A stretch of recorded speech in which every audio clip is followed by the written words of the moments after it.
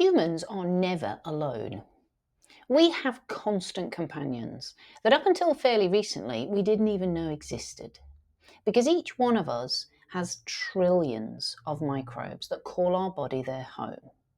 Some of them are living in our vagina, as we mentioned earlier. Others are on our skin or inside our nose. But most of them are living in our gut. The human gut is one of the most densely populated microbial habitats on the planet. We have around 100 trillion bugs in there. Most of them are bacteria, but there are also some viruses, fungi, and protozoa. There are actually so many bugs within us that in genetic terms we are more microbe than human, with our human genome consisting of around 23,000 genes, whereas our microbiome's genome has over 3 million. So what are all these bugs up to? Well, it turns out that we need them just as much as they need us. The bugs in our gut are busy, doing lots of things that keep us healthy, happy, and alive. In fact, research has now discovered so many roles for the microbiome that it's now considered as another organ of the human body. And although we don't understand everything it does yet, we do know that it plays a crucial role in all of the following.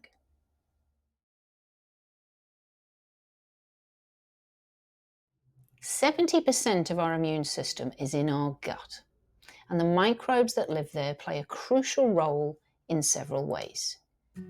Our friendly microbiome bugs help train our own immune cells to recognize harmful bugs, so the immune system will then attack them and get rid of them. Another way that our microbiome prevents bad microbes from surviving in our bodies is through something called colonization resistance. Basically, this means our army of good bugs take up all the space and food, so there's none left for the harmful bugs. And a third way our microbiome helps our immune system is by keeping the wall of the gut healthy and intact. Here's why that is so important. Our intestine is essentially one big tube. The wall of this tube is what separates our gut and all the stuff inside it from the rest of our body. Among the contents inside our gut, there are nutrients from food, and we want these to get out of the gut through the wall and enter our bloodstream so they can be delivered to all the cells of our body. But there's also stuff in our gut that we don't want in our bloodstream because it's either just waste or it's actually harmful for our cells. So the gut wall is what protects our insides from the outside, and it needs to be careful about what it lets in. It's our biological border control, and the microbes help keep the border strong.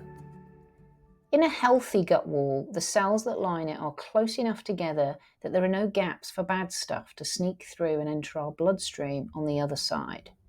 As well as this, there's also a nice thick layer of mucus that acts as a further barrier. Our microbes help keep the cells tightly packed and the mucus layer intact. If we don't have this good border, we end up with what's called leaky gut, and bad stuff crosses our border, enters our bloodstream, and triggers off inflammation and all kinds of other problems for us.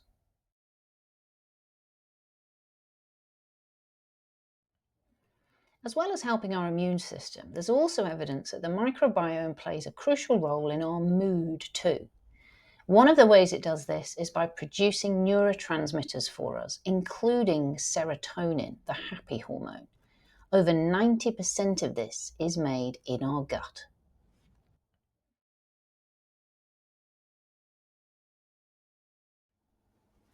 Our microbiome also plays a central role in metabolism too.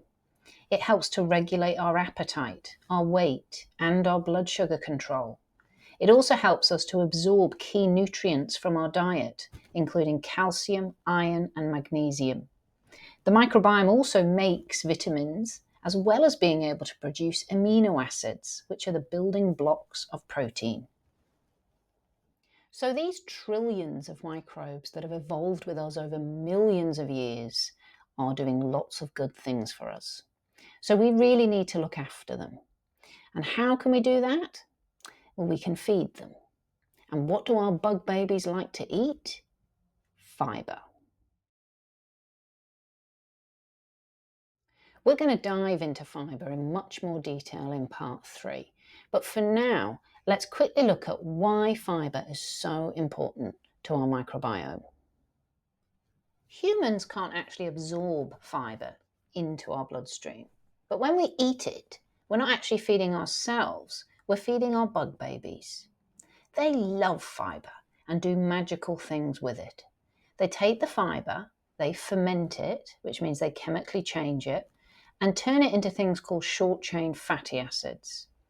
These are what have all the positive effects throughout our body. So our microbes are like little health factories, and fibre is their fuel. The other important thing to mention is that different microbes eat different things. And a healthy microbiome is one that has lots of diversity. So there are multiple different species of microbes living there. This is why it's good for us to eat lots of different types of plant food. And it's also why the old-fashioned advice of eating the rainbow is well worth following. Our diet, therefore, has a huge influence on our microbiome, but it's not the only thing affecting it. There are lots of different things that impact our microbiome, so much so that we all have a different one. Our microbiome is as unique as our fingerprint, because as well as the food we eat, it also depends on the medications we take, the way we were born, our stress levels, our activity levels, our sleep, our relationships, and our hormones. Studies have shown that men and women have differences in their microbiome, and hormones are likely playing a huge role in this. Our gut and reproductive system talk to each other a lot. Our gut has receptors for both estrogen and progesterone, and these hormones can influence what's called our gut motility, which means how fast or slowly contents move through our bowel.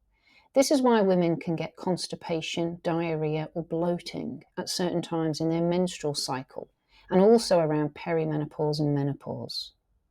Our hormones also play a role in helping maintain the gut wall barrier too, so they help guard against leaky gut. Not only do our hormones influence our gut, but our gut also influences our hormone levels. We've got certain microbes that help us recycle estrogen out of our gut and back into our bloodstream again, so we can reuse it. So there are many connections between our gut and our hormones, and menopause can upset this harmonious relationship and cause several negative changes in the microbiome itself, which include the following.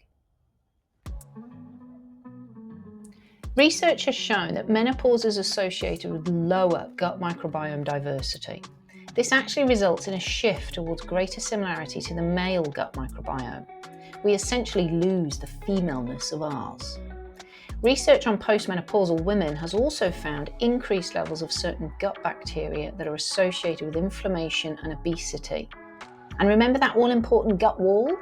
Well, menopause can cause trouble there too, because leaky gut becomes more likely without our helpful hormones. And this allows unwelcome visitors into our bloodstream, which can trigger off inflammation.